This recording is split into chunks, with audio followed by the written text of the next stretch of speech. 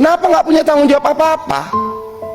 Nggak punya pool, nggak punya montir, nggak ngurus ketangkap, nggak apa-apa segala macam, tiba-tiba dapat 20%. Jadi kenapa kemudian merevisi undang-undang ini menjadi penting? Karena kita tidak mau masuk tahun ke-16 mengkhianati undang-undang.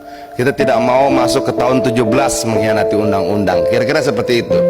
Nah, di sisi yang lain begini. Dulu banyak sekali R4, R2 yang ditangkap di bandara. Ditangkap di Bandara Soekarno-Hatta, di Halim, Adi Sucipto, di Surabaya dan sebagainya. Lalu saya mendatangi mereka. Kalau di Soekarno-Hatta itu lebih keras lagi tuh.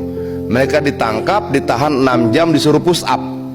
Sampai akhirnya saya telepon direktur dirutnya Angkasa Pura II kalau tidak salah, dan saya bacakan pasal sama dia bahwa itu termasuk pasal penyanderaan.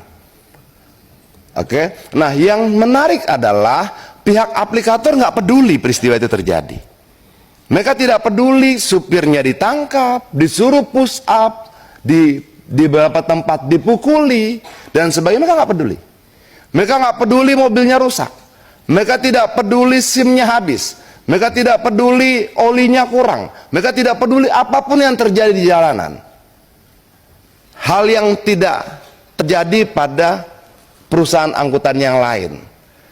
Taksi-taksi yang offline itu dia urus poolnya, dia urus olinya, tabrakan dia bertanggung jawab, supirnya ditangkap dia urus ke polisi dan sebagainya.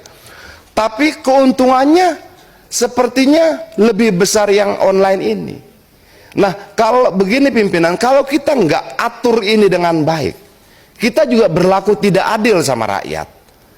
Dan menurut saya ini harus menjadi bagian penting dalam pasal kita nanti mengatur. Dulu kalau tidak salah pernah sempat 10% ya jatah aplikator itu kan.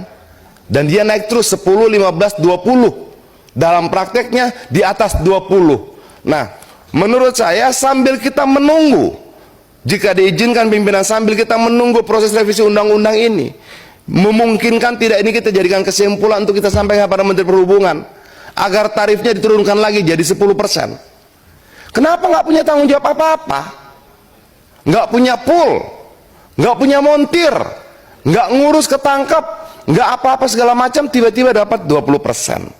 Kalau kita tidak atur ini, percayalah kita baik pada mereka, tapi berlaku tidak adil pada perusahaan angkutan yang lain.